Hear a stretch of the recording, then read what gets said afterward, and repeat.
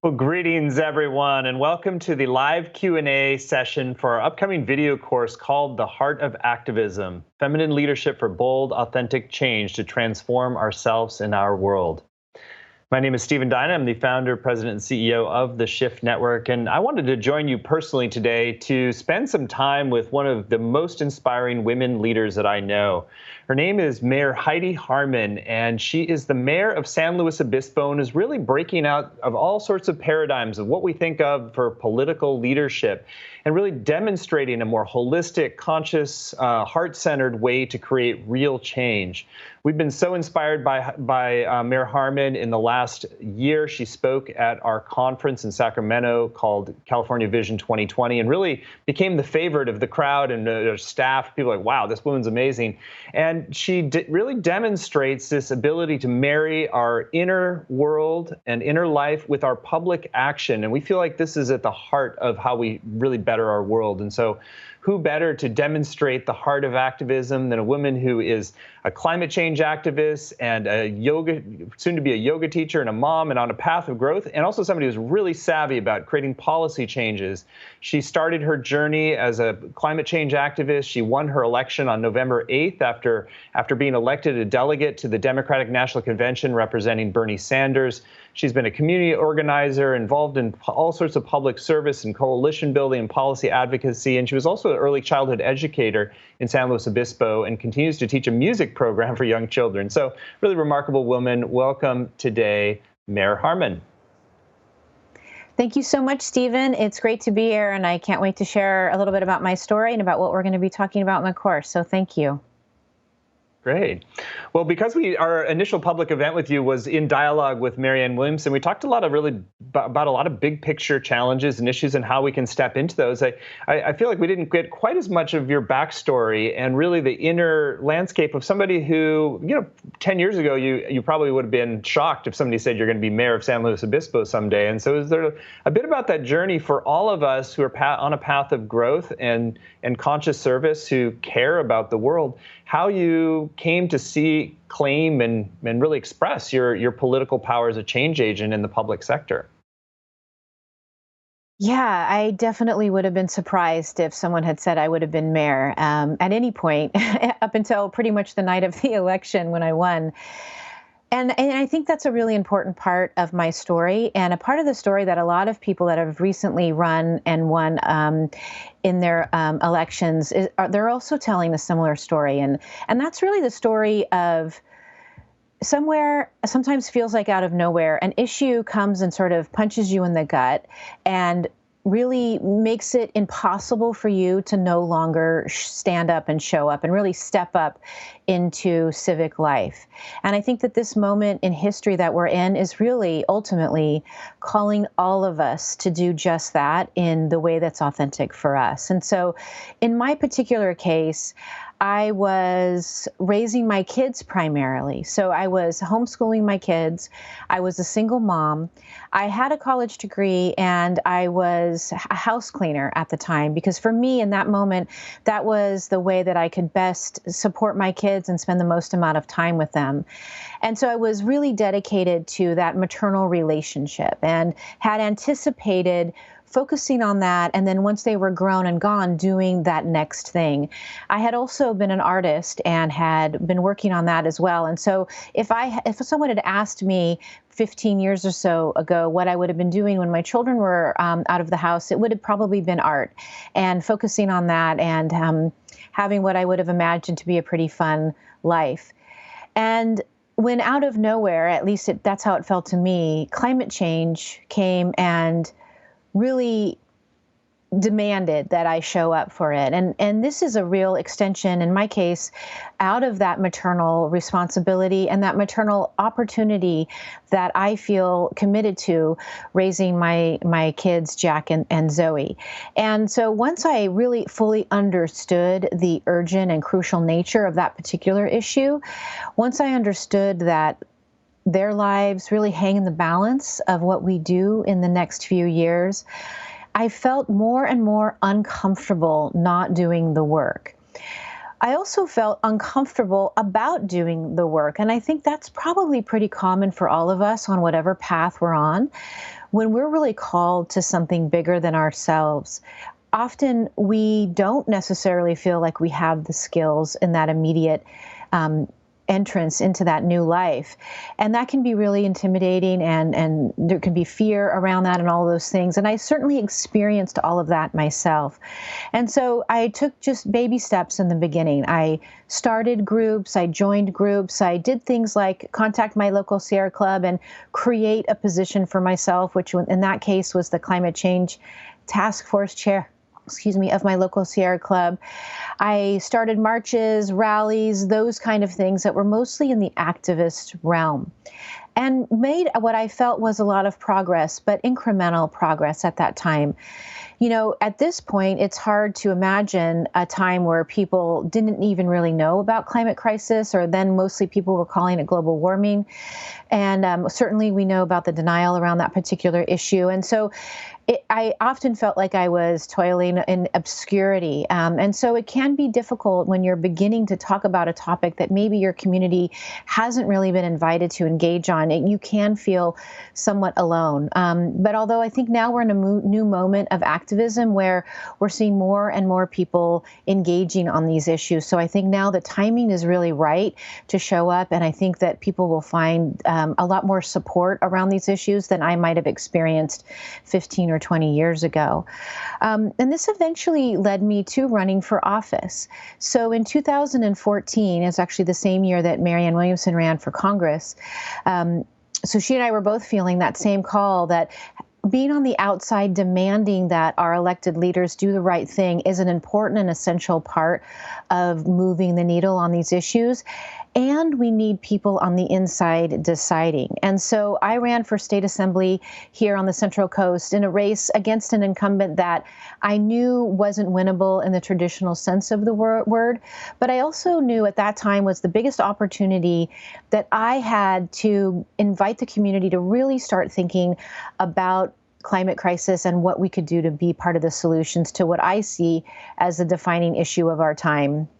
And, you know, sure enough, I didn't win that race, but also sure enough, the incumbent I was running against, who was a gas station owning fossil fuel money guy, was posing in front of giant solar fields by the end of that election cycle. And so I think in many ways, I do consider that a win.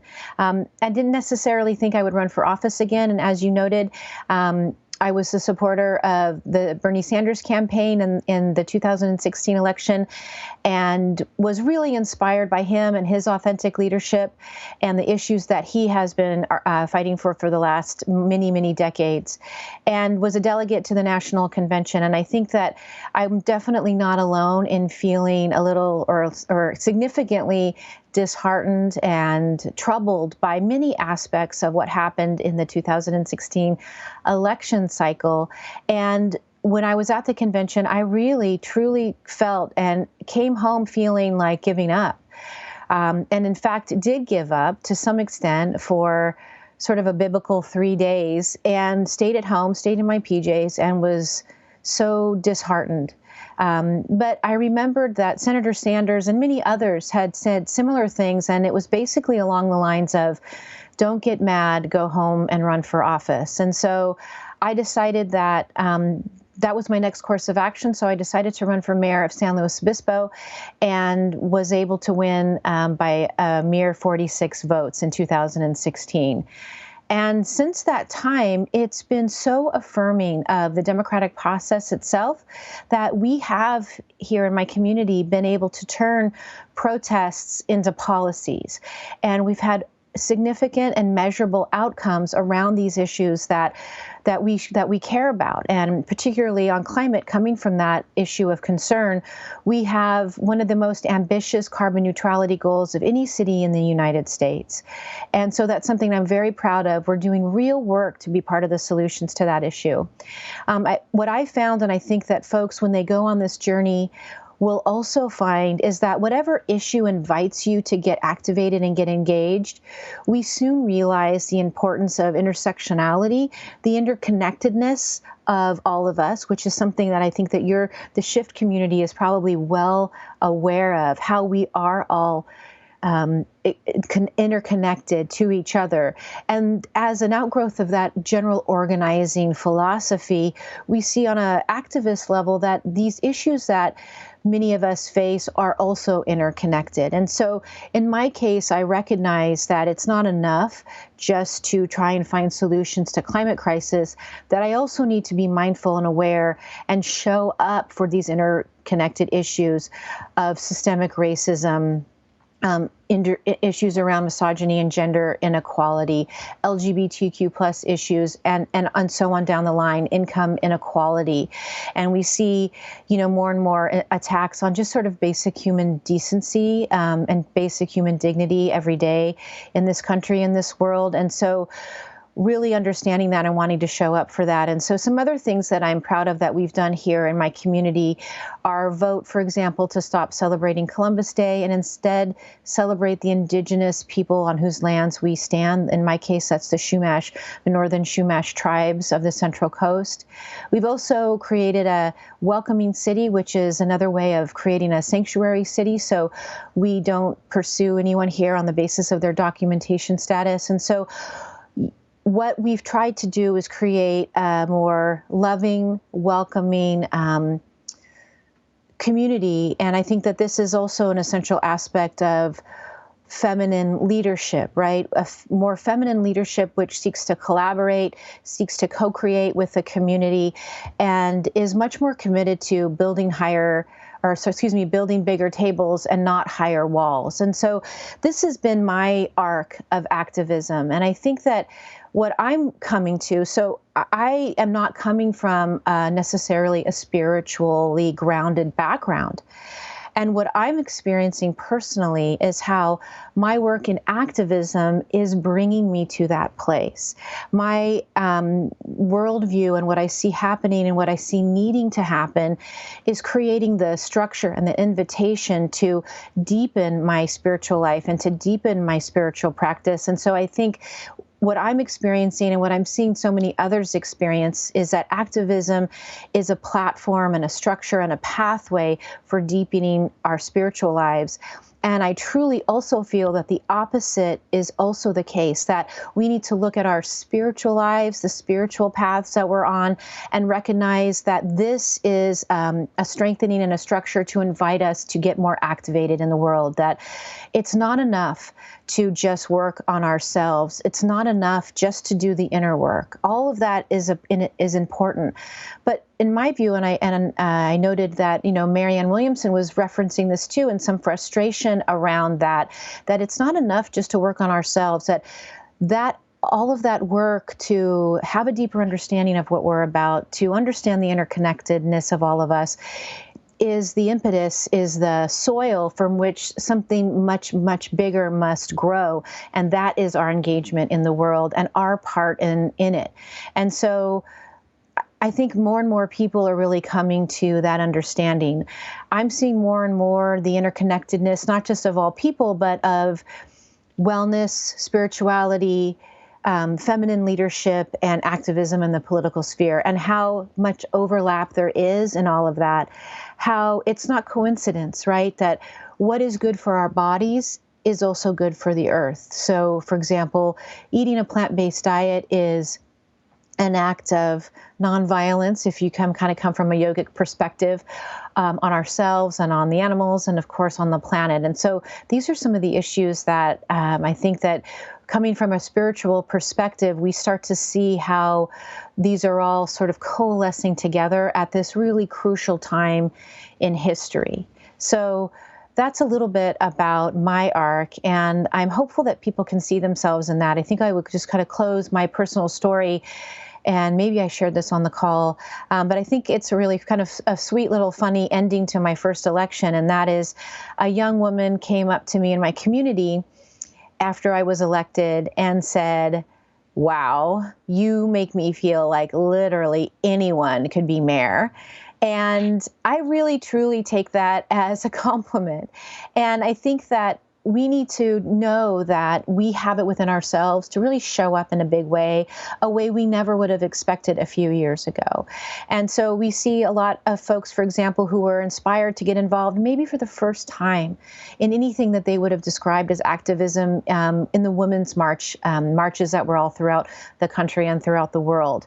And what I'm calling people to do, and what I think we're all called to do, is know that marching isn't enough, that we really need to march into our local city halls and our local corporations and all of these places and play a bigger role in deciding the future and creating the future that we want to see, and joining together as essentially co-creators in creating that future. Well, your story is amazing, and I just bring smile to my face. I love that story of the girl saying that anybody could be mayor, and I think that is one of your key points. Is like democracy was not designed for just an elite subset of the society. It was really designed for all of us to design our lives and our society in a way that works, that's healthy, that's whole. And so your modeling of what a healthy and whole approach to the political engagement is I think that like right at the leading edge of the paradigm. It's like the deep inner work, the outer work. I know you do all kinds of other things, like from serving. You're going to be teaching yoga with seniors this week to like walking in parks with your constituents. It's like just breaking out of a lot of the old boxes of how things are done, and you're in a yoga teacher training as well, and so you're going to be a yoga teaching mayor, which is fascinating and beautiful, and really like right at the leading edge. So I love your story and your background. So one thing that I just kind of wanted to get, we're going to get to people's questions in a few minutes here. So I encourage you to write those in the chat box below the video on Facebook, and we can take some of those in a few minutes. And also we're going to talk about your upcoming course more explicitly, The Heart of Activism, which starts on April 24th at 12 noon next Wednesday. So, but yeah, I wanted to, one of the things that often I think scares people who are more conscious from going into the public sector as you've done, and to begin to embody their feelings in concrete actions and making a difference in words.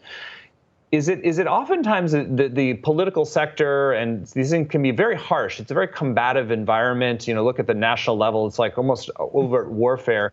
And so I think particularly a lot of women I've talked to, I had a friend who ran for Congress, and she talked about like, wow, she really took so many hits in the process that it took her a long time to metabolize that. And so going out as a more open-hearted, loving, kind of less kind of battle-oriented person, it's like, I mean, it's probably a little different at San Luis Obispo level, but just some thoughts on how to keep that openness, that depth, that caring disposition, while also dealing with sometimes political processes that can be quite harsh and combative.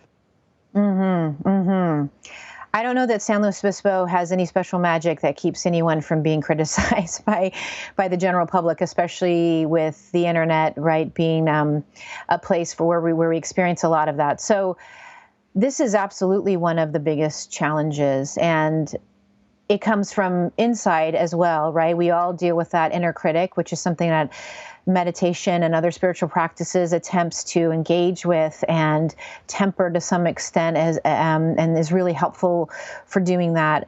But it can feel like a constant barrage of criticism.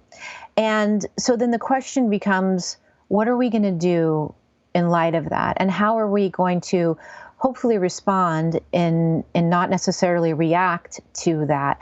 And I definitely don't always get it right. So it's been a real, truly an opportunity for personal growth. I think this is where a lot of the personal growth comes, right, is from suffering, right, or all the challenges that we face, is where we really have to show up and decide and choose what kind of person we're going to be in light of those challenges that we face. And you're right to note, too, that there are unique and extra layers of criticism for female identified folks that are in the public eye in general and in politics in particular. And I have experienced that all the time. And I think for me, I really present and feel very connected to and committed to what I would describe as a real feminine way of leading and a feminine presence and a feminine way of showing up. And that adds, that challenges people implicitly just to engage with me in that way, in that space. As I've said in the past, one of my sort of intentions is to, when I walk in the room, I want it to be really clear that the feminine is in the space. And I think that's because we desperately need that balance. We desperately need the feminine to be present. And those of us, and women traditionally have, if they were invited to be a part of the political process at all, or they fought their way into the political process, they did it from the masculine, generally speaking. And I don't think that serves those women individually. And I don't think it's serving us as a human community. And so it's a daily ritual and courage to show up this way. So, dealing with that on a regular basis can be, it's super stressful. It can drain you of energy and all those things that you would imagine.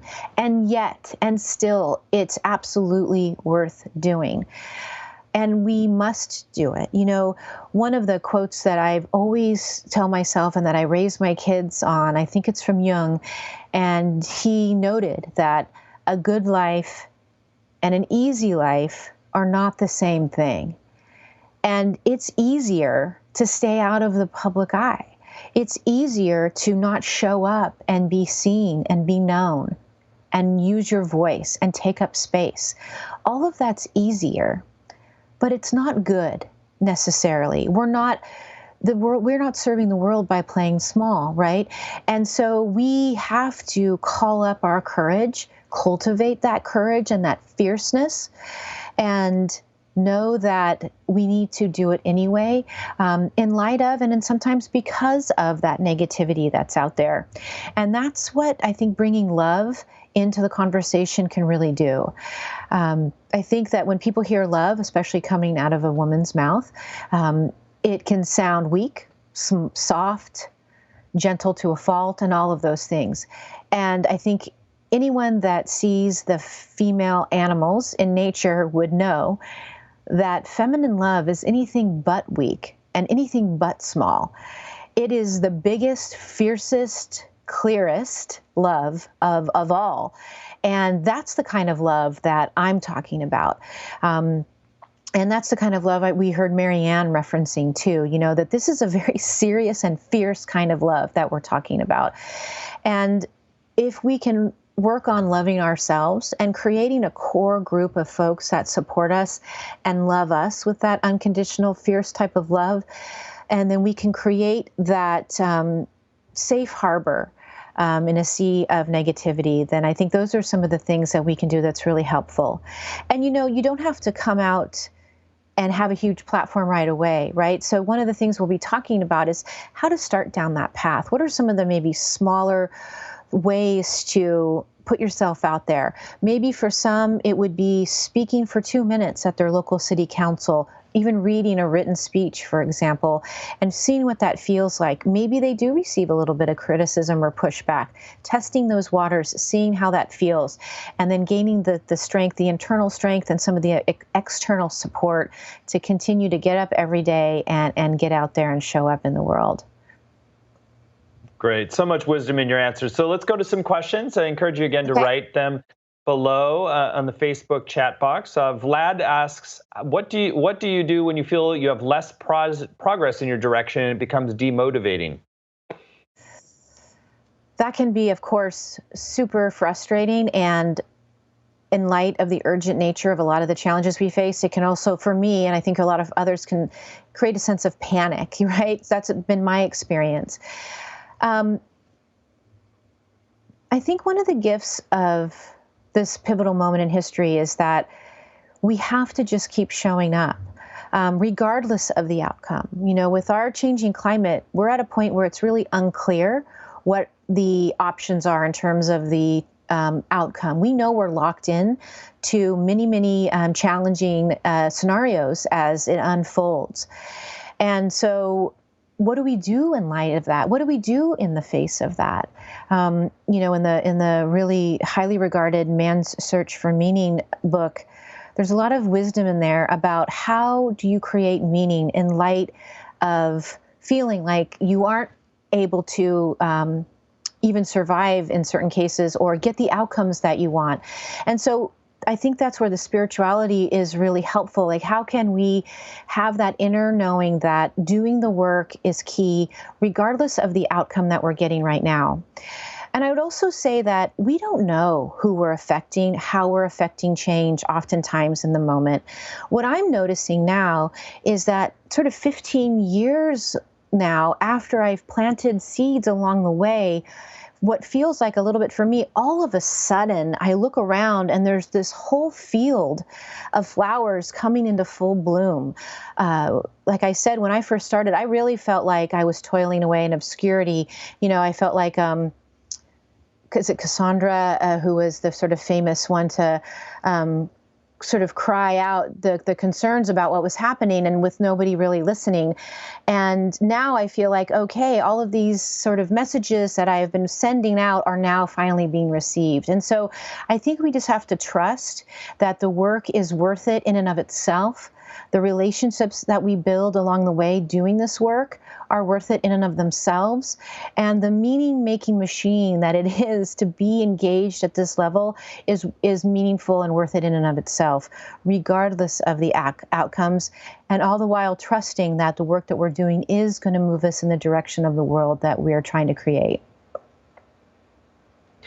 So Teresa Wood says, do you feel that the climate of the way we do politics in the U.S. is changing in any measurable way towards leading from the heart? What do you see in regards to our politics truly moving toward a new paradigm toward the honor and love of humanity and our planet? Is the needle shifting, in your opinion? I think we're at a real moment where we're deciding that as a culture and as a country and as a world. When I look around and I see a lot of the new, mostly women and many women of color that were elected in 2018, I would answer yes to that question. When I look at someone like, if you're familiar with Alexandria Ocasio-Cortez, that to me is exactly what you're talking about. That is that fierce, smart, feminine love that is not afraid, or that is afraid but is showing up fiercely anyway. A truth teller, someone who is not engaging in a politics of personal power, but in a politics of inclusion, a politics of belonging, a politics of understanding that the truth is the real power that we have, and she is speaking that truth. And so I do see that shift happening. And we have to have that shift. And so I don't want to say, of course, that, no, I don't see that shift. There's no hope. Even though when we look at what's happening at times at the federal level and in other sectors, we can easily say, wow, there is a lot of really negative, hard things happening. I think the silver lining, if you will, or the invitation that's created is the biggest hope I've seen in a long time. You wouldn't have a women's march without what's going on at the federal level. You wouldn't have this freshman class of women of color that just were elected without these significant challenges and negative things that are happening. And so we see the push and pull that's happening right now through the old paradigm, through the sort of toxic masculinity, the patriarchal structure that is no longer serving anyone regardless of their gender. See that, I think, really coming to an end. And no doubt, there's death throes happening. There's a real pushback on some of the people that are benefiting from that old paradigm who are concerned about that loss of power. While you see women in particular rising up to say, we want to do this differently, and we are doing it differently. I think that, we see technology also being a double-edged sword, but for many of those people, technology has been a real vehicle for democracy to really go directly to people, directly to constituents and beyond, and show people what it's like. Again, when you see Alexandria Ocasio-Cortez, you see someone that's not just talking about policy, but of course but also talking about the fact that she can't afford to even live in Washington, D.C., that her folks working in her office, she wants to pay them a living wage. All of these other pieces of what it's really like to be in these positions that people have normally put a veil over. She's lifting that veil and showing people firsthand. And I think that is the kind of thing that gives me hope. Really, seeing those people in office, coming onto corporate boards and in other places in our lives, really showing up in an authentic way, I think absolutely gives me hope that we are in a big paradigm shift, even if at times we can't always see that. Great answer. Well, the next question I think is really interesting. Toru from Japan asks, are only women allowed to participate in this course? And he's referencing the Heart of Activism program, which is at theheartofactivism.com. And for those just joining us, we are doing a Q&A in anticipation of this amazing new program rolling out. So he says, as a male, there are two main reasons he's interested. He's really interested in conscious activism, and he does give workshops on spiritual activism. And he's particularly interested in understanding the psyche of women. So I guess, there's the micro question around, are men allowed in the course, which is, the answer is yes. But there's the macro question of for men understanding feminine leadership, what's the value of that as well? So many good questions within that. So I think it's really important to just take a pause and differentiate between the term feminine and then this more specific term of women or female, right? And so when I and many others use the word feminine, those are sort of qualities that can be debated, but can be held by anyone regardless of how their gender is showing up for them. So whether they're male, female, or anywhere in the gender sort of fluidity spectrum, if you will, can be coming from the feminine. And I think just briefly, some of those qualities are about communication, collaboration, connection, co-creation, and those types of things that I think are exactly the types of general qualities that the world really needs right now. And then more specifically, I do also feel that specifically women and girls, women identified and girls need to show up specifically, and we need to create pathways to support more women ascending into positions of leadership in their organizations, whether that be in the business world, nonprofit world, or in electoral politics. We need to strike that balance. And so it's not necessarily or not at all about women sort of taking over. I think it's really about coming into equity and equality and parity with the masculine that we have now. And so I don't know if that fully answers the question. And then just to dive a little deeper, I think he's wise to be curious about the feminine. I think we look around and we see it ascending, and rightfully so. And we see it ascending in the United States and all over the globe. And so many of the men that I talk to, especially men that I would notice are more on the conscious side of life, recognize it, see it, and encourage it deeply.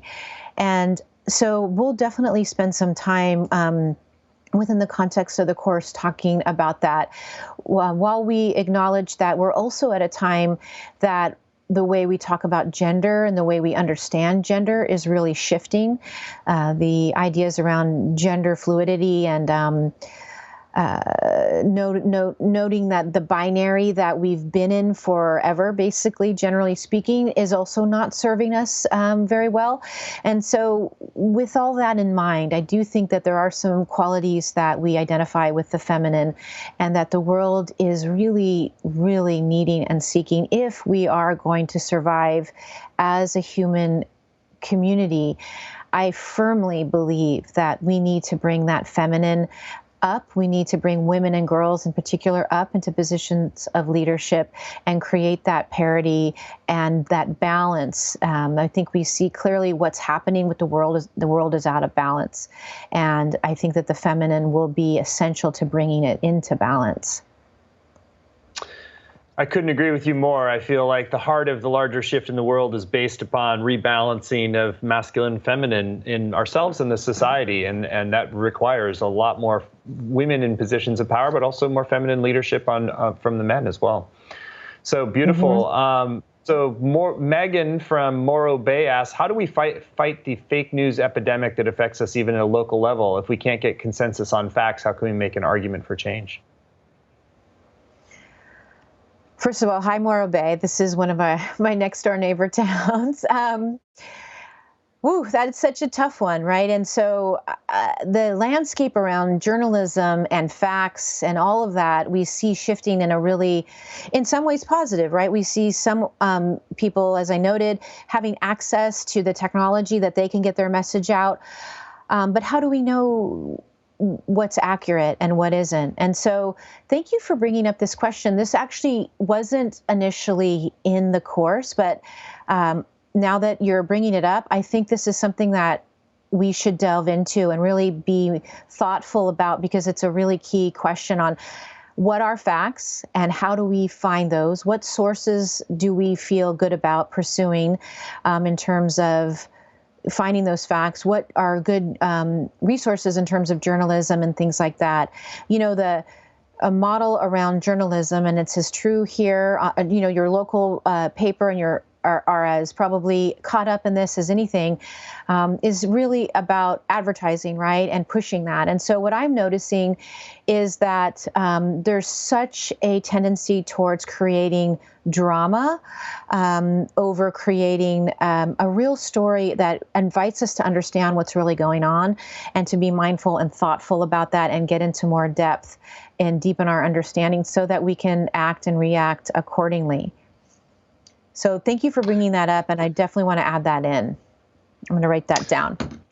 Great. Osea from Hawaii says, how to move from compassion to action. One is in freeze and fear and has a history of physical danger, yet cares to embody new action to actualize what they believe is justice. So, it also connects with the whole question around trauma is like a lot of times people have been traumatized in different ways. So how to navigate that while taking a stand and being a voice for change and a catalyst for positive action. That's good awareness, too, that people know are connected with that part of themselves so that we can do maybe two things, and hopefully they can be happening in a parallel path, that we can do the inner work of noticing, paying attention to that trauma, and then doing the work that we need to do to move towards healing that, while we also show up in a way that feels safe and supported for us. So I know when I hear the word activism, what I'm seeing is, somebody with a cardboard sign and a bullhorn, and it's loud, it's very engaged, it's all of those things, right? But of course, activism can be so many things. And so if those types of spaces don't feel comfortable, there's sort of an infinite other choices for us to show up in, and we'll be going into that. So one of the things we're going to be talking about is our why, right? And how do we really get in touch with what lights us up? Where do we really come alive in general? And then what is the nexus with that and how we can show up in the world in a more activated way? Just as an example, running for office, for example, that's definitely not for everybody, right? That's a real sort of out there path to take. And if that doesn't feel safe and supported, there's no reason you should show up there. In fact, there's every reason you shouldn't, right? The last thing we need are people showing up in a way that's not authentic to them, showing up in a way that they think is what it's supposed to look like, and then showing up in a way that's just not healthy or helpful for them or their community. So in my case, I have a campaign manager / best friend that is key behind the scenes person that really allows me, and more importantly, the message that I'm communicating and the vision that we share to be amplified in the most meaningful and helpful way possible. So there are a lot of roles that people can play in all of these spaces that are just as valuable as the ones that are the more sort of front-facing. And I will say that one of actually my main things that I remember most about the Vision 2020 summit that Shift Network put on was a woman who said, we don't have time for people to deal with their trauma in order to show up. And that hit me in a lot of different ways. It was coming from a woman of color, which I think is important to note, since this is a community that generally experiences a lot of trauma, and that we want to be mindful about that and supportive of that. And the systemic trauma of racism is implicit in that experience. And so I took particular note of her call to all of us to recognize that two things can be true at once, that we can acknowledge that we are experiencing trauma of different types for everybody, and we need to figure out how we can still show up in a way that feels safe and supported for us. Great answer. So another question says, I feel called to do something, but I'm not sure exactly what. Do you need a clear vision before taking this course with you? So it does lead into, like, let's maybe answer that. And we can have a few more questions, but let's start talking more explicitly about the Heart of Activism, which you can find at theheartofactivism.com, and it starts next Wednesday. Yes, so that's a perfect question, and that's where one of the places we're going to start, and one of the first modules is talking about exactly that. For me, it was pretty clear, when I felt that mama tiger response to my kids' lives being threatened by this force of climate change, that was really clear for me, and that's where I got engaged. And it can be overwhelming because we see so many things. We see criminal justice issues that definitely need to be addressed. As I mentioned, systemic racism, gender issues, all of these things sort of happening, it feels like to me at all times. Where do we plug in? And so that's where I think actually some of the practices that some of the people on this call may already be engaging in around meditation and checking with ourselves and really paying attention. Not only what lights me up, but also what breaks my heart. When I'm noticing all of these things happening in the world, what is it that I particularly feel brokenhearted about? And then how can I plug into that heartbreak and be a part of mending that? And so we will definitely go into depth on that. One of the things I've had to really work on, and we'll talk about this as well, is discernment. So with all of these challenges in the world, how do we understand the intersectionality of them while we also are discerning and how and where we spend our finite amount of time and energy? So this is a great question, and I'm excited to talk more about it in the context of the course. And actually, I apologize, Stephen. My battery just got low. Do you want to talk about the course for a bit, and I'll plug into to my wall real quick. Okay. Great. Well, I encourage you, while Mayor Harmon is doing that we'll talk a little bit more about the heartofactivism.com or the Heart of Activism course, which is at theheartofactivism.com.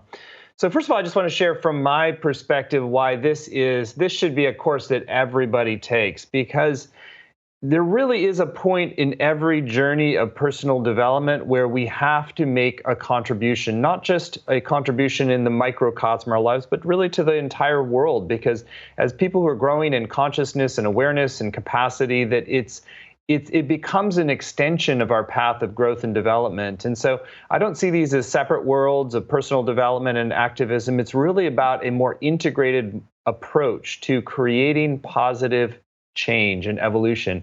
And ultimately that marriage happens in each of our heart. And I think of Mayor Harmon as one of the best people in the world to lead you on this path of realizing that full expression. It's like the Martin Luther Kings and Gandhis of the world get all this credit, but a lot of times it's the people who are not as visible, who are making changes in the local school board or like making changes in their local community and dealing with legacy of racism. It's taking positive actions that make a difference, but doing so from a stance that we really understand how to do that, how to work the levers of power, how to engage in a political process in a conscious, heart-centered way, how to find our bigger why, and also how to recharge our batteries while we're doing it so that we're not burning out. Because there's too often you have the activist community, which can get very strident and very polarized and also burn itself out.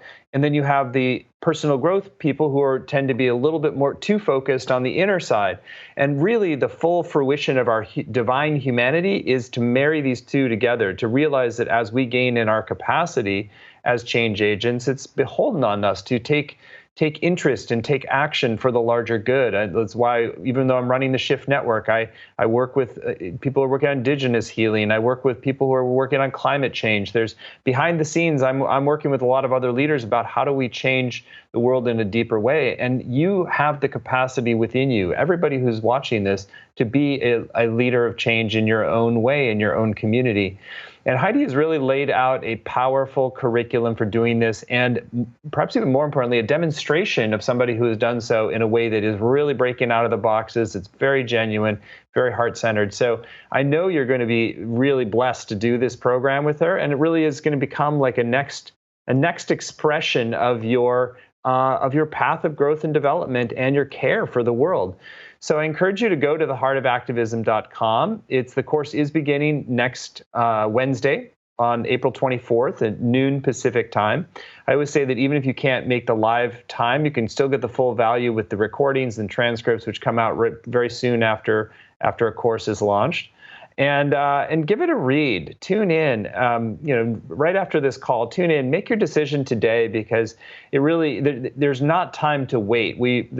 The best thinking is we have at most a decade to make some major changes in our society. And so if the most enlightened, conscious people who have really dedicated themselves to a path of growth and service don't do this, it's like we could have a very grim future on this planet. So it's an all hands on deck moment for humanity. And we want the people who have the most consciousness, the most capacity to be leading the way, which is why it's so exciting to have Mayor Harmon in office in San Luis Obispo and offering herself to be of service to more people who want to step up in a similar way. So you can go to theheartofactivism.com. You can see it laid out as a 7-week curriculum. It's really designed to discover your deeper why, to take the actions, to embody a new way of more integrated, holistic, heart-centered activism in your own community, to really align that, and to harvest a lot of really practical insight about how to make change in a way that has integrity and that really gets results. So I can also mention there's a few extra bonuses. There's a American Evolution Series 3 dialogues with Joan Blades and Steve Behrman. That's great. There's Stepping Up, a community video Q&A session. We've got something I did with Mark Gerson. This has been very near and dear to my heart. We're also doing a dialogue about spiritual evolution and the political process with Greg Braden, and one with Marianne Williamson as well. So there's a lot of extra value in this program and a lot of inspiration. And more than anything, you get the satisfaction of stepping into your greatest contribution by letting go of whatever limitations you have of yourself as a change agent, as a leader in this world, as somebody who can create a real legacy of change. And Heidi's going to lead you in how to do that, and in an empowering, not shaming way, like really empowering and blessing you in your full expression. So Heidi, you want to share a little bit more from your perspective? Sure. So one of the things I hear often actually from spiritual communities of various types is that they're not political, they're apolitical. And what I just want to invite people to know is that there's no such thing as that. Not participating in civic life, not participating in the democratic process is in and of itself a very political act, and in many ways a very radical political act. And so I would invite people to just be in touch with that, so in that sense, there is no out. There's only in. And so with that understanding in mind, how are we going to be in this moment is one of the kind of core questions that this course will be aiming to answer. And so I know it can be tempting and easy, to say, well, I'm not a political person. I'm on a spiritual path in this case, or, I'm too busy, or I don't vote, or I don't want to get involved, or any of those things. And that in and of itself is very political. And so let's understand that all of our lives are implicitly political. And so how are we going to show up in the most constructive way around that understanding? And so to that end, we will be going into what is the heart of activism, really talking about that, and how can we get the courage to engage in a more forward, proactive way. Then we'll be looking at too, like, what is our why? And this has, of course, implications way beyond sort of our activist self, and really bleeds into the rest of our life, and is so core to understanding who we are, why we are, and what our soul's true purpose is, and what really lights us up and resonates for us, and also what breaks our heart. And then what is ours to truly do? So some of the folks have asked that question, essentially. I know I want to do something, but I'm not sure what it is. And so we'll be looking at that. I guess the good news is there's no shortage of challenges and problems to solve. And so I know that for everyone, there's a way to show up with your why and find that area of the world, that part of the broken heart that you feel most called to want to heal, essentially. We'll talk in more depth about facing the naysayers, both the internal naysayers and the naysayers that we see out in public, whether that be online or in so-called real life, and how to deal with that and engage with that and respond to that in a constructive way. Have grace and patience with ourselves when we don't show up as our best selves, when we are criticized and people are critical of us, and how to take those opportunities as true learning opportunities to become not only better activists, but I think better people, essentially. And then we'll be talking about self-care, which hasn't come up from the questions on this call so far, but this is a term that is being used more and more, and I think can have a lot of different interpretations for folks. And I think a lot of times we'll see it interpreted on social media as, a nice bath and a glass of wine and a face mask or something like that. And I think all of that is great and fine. But I think ultimately the best self-care we can create is a world from which we don't need to escape. And so what is truly nourishing for our bodies, for our minds, for our hearts, and for this planet that we share? And that's something I'm really interested in, really having a dialogue and working on that, and really fine-tuning that for ourselves as individuals and ourselves as sort of an activist community, because there is no shortage of challenges, and we don't want to be in a constant state of fight or flight, in a constant state of sort of panic, which is easy to get to. How can we use some of those practices of meditation, journaling, quietude, self-reflection, communication, and connection to nourish ourselves so that we can be in this work for the long haul, so that we don't create a short-term group of activists that eventually burn out. So I think that'll be really of service to us, again, in our activist life, and have major implications throughout our lives in general. And then building a network. So luckily, there'll be a Facebook group associated with this workshop. So we'll have that initial network amongst ourselves, a place where we can connect and ask questions and hopefully be vulnerable and really show up and say, I'm scared, or I'm nervous, or I don't feel like I'm a good public speaker, or whatever those things are that we're struggling through, and really create that network. And then cast that net out and cast that vision out into our communities, and how to build those community networks locally, and how to build a movement, how to turn these sometimes what feel like moments into movements. And then one of the things that I'm passionate about, as I mentioned in the beginning, is how do we turn protests essentially into meaningful policies, meaningful outcomes. And so that's a sort of super brief overview of what we'll be doing. And I will be with folks every step of the way, and we will be in conversation and dialogue on every call too. So I'll be sharing, and then we'll be taking some mini questions, and then having some breakouts to have, one-on-one or maybe some group conversations to engage at that level as well. Great. Well, it's a fantastic program. I know that people are going to be really blessed to take this program and really experience the benefits of like really living your full potential, which is ultimately like what this is about, is like expressing who we truly are here to be and how we can serve at the greatest possible level. And this is, you're going to free people up from all kinds of limiting beliefs and ideas of what they can actually do.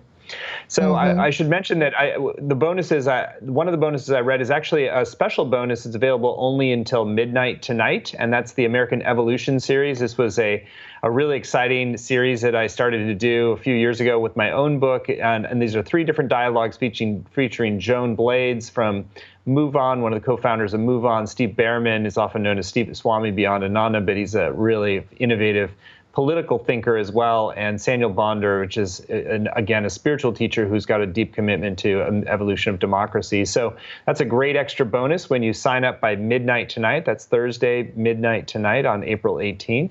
And when you go to theheartofactivism.com, you can see everything laid out. And I really encourage you to go for this. And whether it's, men are welcome, even though it's focused more around women and feminine leadership, because that's part of what we need. It really is important for men to also claim this more feminine leadership and understand how to engage in political and social change work in a way that really has integrity and wholeness and comes from a holistic stance. So Heidi, what a great offering. I think we had time for maybe one more question. There was one that I saw that it was, so it was a question around, I'm wanting to make a difference in my life, but so much is needed, I'm not sure I have anything to offer. How will this course help me get clear about my gifts and what I can do to affect change? I guarantee that you have something to offer. That's one thing I'm certain of. And often what happens, right, in life in general, and in this path in particular that I've experienced personally firsthand, is that it really is a leap in the net will appear experience. So one thing we might think of is being a good public speaker in some of the work that we might think of around activism. Was I a great public speaker in the beginning of this journey? No, truly. I was such a bad public speaker that I think it was almost endearing. People would come up to me afterwards and sort of pat me on the back and, empathize, with the struggle I was having publicly speaking, right? Which is a pretty common experience for folks. Now I feel very competent, comfortable, and really skilled up in that area, for example. And this has happened over years of just keeping showing up, right? And so I think this is what we are called to do, not be perfect at it. If we wait till we're perfect, we won't have a planet to live on, right? And to me, this is the ultimate gift of this moment. This is the gift of climate crisis. What is the alternative of not engaging? What is the alternative of not showing up? What is the alternative of not playing our part, however large or small it may be in this moment, to being part of the solutions to this crisis that we're called to participate in? And that's a real gift to me. Like, there is nothing worse, no outcome more dire than my children and their entire generation not having a sustainable, thriving planet to be on. Okay, with that understanding, then me showing up and giving a mediocre speech doesn't compare, right? And so that's a mantra, basically, that I tell myself on a daily basis when I face those fears and concerns about my own skills. Well, gosh, I don't know anything about this particular topic or whatnot, but the alternative of me not showing up pales in comparison to the struggles and imperfections that manifest in me every day, that manifest on this call that we're having right here, right? And I'm showing up anyway because the alternative is unacceptable to me. And I really want to be a part of that new paradigm. And that includes showing up as my perfectly imperfect self at all times.